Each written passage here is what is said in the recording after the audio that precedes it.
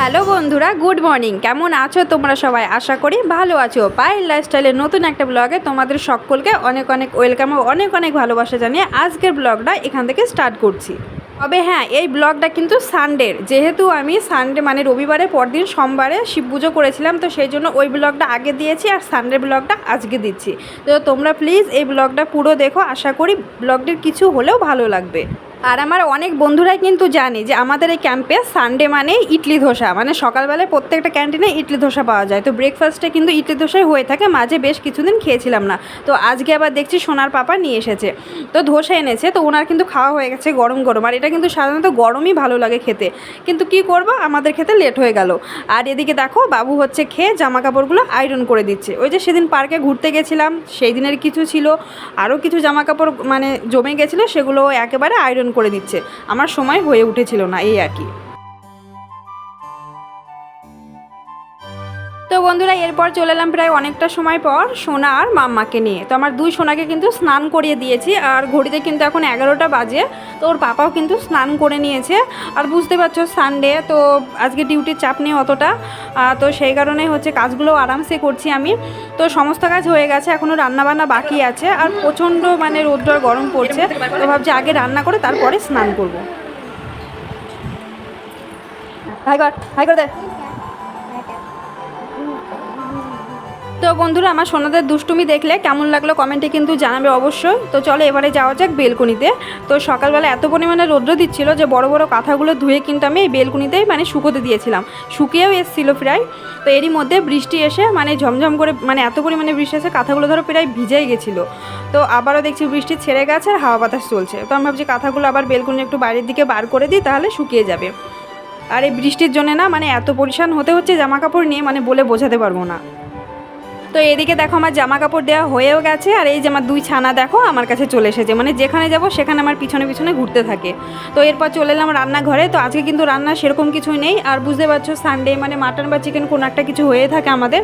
তো আজকে আবার মাটন এনেছে, তো মাটনের জন্য সব রেডি করা হয়ে গেছে। আর এই লঙ্কাগুলো দেখো, এগুলো কিন্তু কাঁচা লঙ্কার মধ্যে যে লঙ্কাগুলো পেকে লাল হয়ে যায় সেই লঙ্কা, মানে কালারের জন্য নিয়েছি। আর কয়েকটা শুকনো লঙ্কাও নিয়েছি। আর এই আপেলটা দেখো মানে 200 টাকা করে কেজি নিয়েছে, ভাবো কালকে রাত্রিবেলা কিনে এনেছে। তো উপরটা এত সুন্দর কি বলবো, মানে ভিতরে কেটেই অবস্থা, মানে যে একটার আধা তো ফেলে দিয়েছে আর আধা পেয়েছি, আর এই একটা পুরোটাই খারাপ। তো ভাবো টাকা দিয়েও মানে জিনিস কিনে ফেলে দিতে হচ্ছে। তো আমাদের সমাজে কিন্তু কিছু কিছু মানুষ আছে এমন, তোমরা দেখবে মানে সেই মানুষের সাথে মিশবে, কথা বলবে, মানে সামনে থেকে খুব ভালো লাগবে, কিন্তু কিছুদিন মেশার পরে বুঝতে পারবে তার মনের ভেতরটা কেমন, ঠিক এই আপেলটার মতো। বন্ধুরা, এদিকে রান্নাটাও শুরু করে দিলাম আর ভাত বসিয়ে দিয়েছি। আর এই যে বাদামগুলো দেখছো সকালে রোদ্রতে দিয়েছিলাম, তো বৃষ্টি এসে দেখছি আবার নরম হয়ে গেছে, তো ওই জন্য শুকনো করে একটু ভেজে নিলাম। আর এদিকে দেখো মশলাটাও পেস্ট করে নেবো। আর সেরকম কিছু রান্না নেই, শুধু একটাই রান্না, তো তাড়াতাড়ি হয়ে যাবে। আর আজকে কিন্তু মাটনটা আমি অন্য স্টাইলে রান্না করব, কেননা তোমরা ডেলি দেখে থাকবে চিকেন হোক মাটন হোক আমি কিন্তু কড়াইয়ে রান্না করি। তো আজকে কিন্তু ফার্স্ট টাইম আমি প্রেশারে রান্না করব। এবার অনেককেই দেখেছি করে বা শুনেওছি, তো আমি ট্রাই করব কেমন লাগে। চলো বন্ধুরা, তোমরা পুরো ভিডিওটি দেখতে থাকো।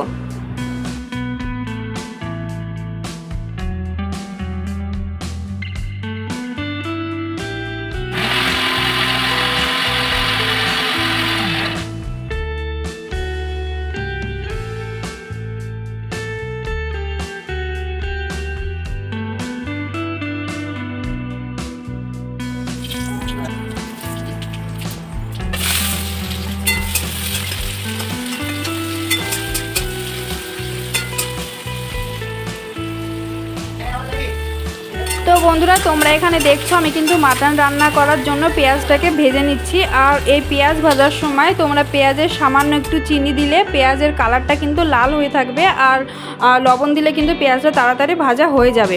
তো পেঁয়াজটা ভাজা হয়ে গেছে, এরপর আমি মশলাটা দিয়ে দিলাম। তো মশলাটা এবার সুন্দরভাবে কষিয়ে নেব। বন্ধুরা, ভিডিওটির এই পর্যায়ে এসে তোমরা যারা যারা এখনও পর্যন্ত আমার চ্যানেলটিকে সাবস্ক্রাইব করোনি, অবশ্যই সাবস্ক্রাইব করে আমার এই ছোট্ট পরিবারে থেকে যেও, আর মিষ্টি করে একটা কমেন্ট করো, আর আমি সেই কমেন্ট ধরে চলে যাব তোমাদের পরিবারে, তবে নিয়ম মেনে।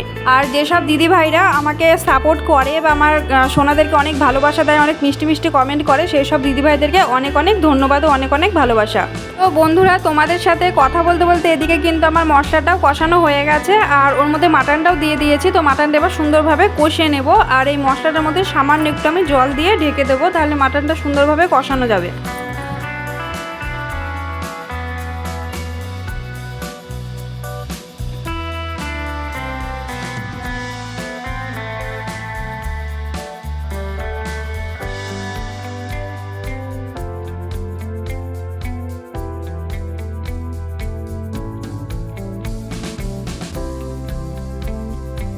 বন্ধুরা মাটনটা আমার কষানো হয়ে গেছে, এবারে প্রেশার কুকারে ঢেলে নেব। তবে প্রথমবার করছি, কতটা জল দেবো সেই আইডিয়াটা বুঝতে পারছিলাম না, তো পরিমাণ মতো জল দিলাম। সিটি পড়ার পরে দেখি মাটনটা কেমন হয়, আর তোমরাও দেখতে থাকো। আর এদিকে আমি সবজি গরম করছি, মানে সবজিটা কালকের ফ্রিজে রাখা ছিল। আর এদিকে সোনাদের দেখো দুধটাও গরম করে নিয়েছি, ওর মনি খাইয়ে দেবে। আর ফাইনালি দেখো আমার মাটনটা কিন্তু রান্না হয়ে গেছে, আর কালারটা কিন্তু খুব সুন্দর এসেছে, তবে ঝোলটা একটু বেশি হয়ে গেছে। তো যেহেতু এটা মাটন, তো ঝোলটা জমে যাবে পরে। তো বন্ধুরা মাটনের কালারটা দেখো খুব সুন্দর এসেছে, আর আমরা কিন্তু খেতেও বসে গেছি। আর মাটনটা কিন্তু খেতেও খুব ভালো হয়েছিল। ঠিক আছে বন্ধুরা, আমরা এখন খাওয়া দাওয়া করে নিই, আবার তোমাদের সাথে পরে দেখা হচ্ছে।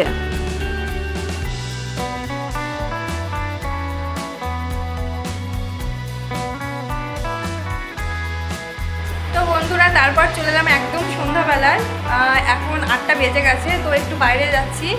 আর সোনারা কিন্তু বেরিয়ে গেছে, ওর পাপাও নিচে নেমে গেছে।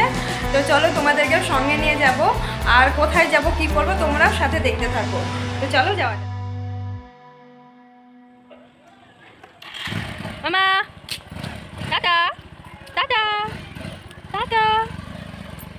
বন্ধুরা তোমরা দেখলে দুজনে ওর পাপার সাথে বেরিয়ে গেল, তো আমি আর আমার বোন এখন পায়ে হেঁটে যাচ্ছি। তো রাস্তায় গিয়ে সবাই কিন্তু একসাথেই হয়ে যাব, তো চলো যাওয়া যাক। আর দেখো এরই মধ্যে সোনার মাম্মাকে দেখছি এসে এখানে দাঁড়িয়ে আছে।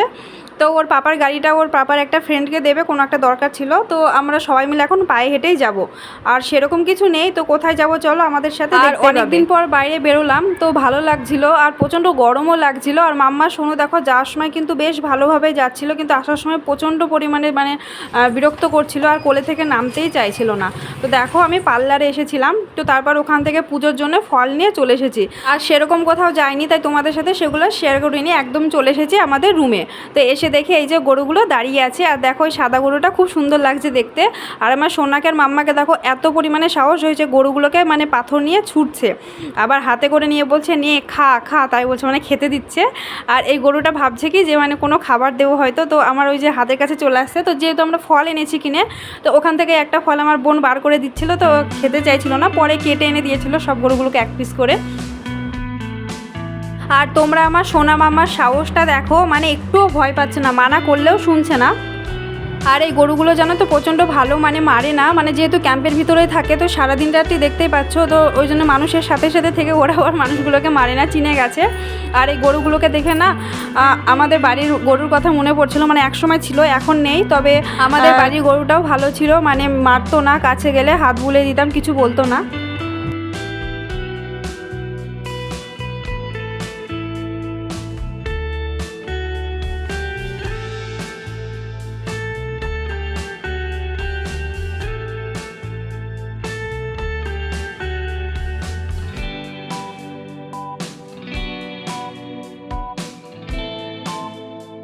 বন্ধুরা অনেকক্ষণ হয়ে গেছে, ঘড়িতে 9টা 9:30 বেজেই গেছে। তো এবার আমরা রুমে ভিতরে যাব। তো সোনারা যেতেই চাইছিল না, কোনো রকমে জোর করে এনেছি। আর এই দেখো আমি আজকে পার্লারে গিয়ে ভুরুটা তুলে এসেছি, তো কেমন লাগছে জানিও। আর আজকের ব্লগটা এখানেই এন্ড করছি, তো দেখা হবে নতুন কোনো ব্লগে। তো চলো টাটা, গুড নাইট।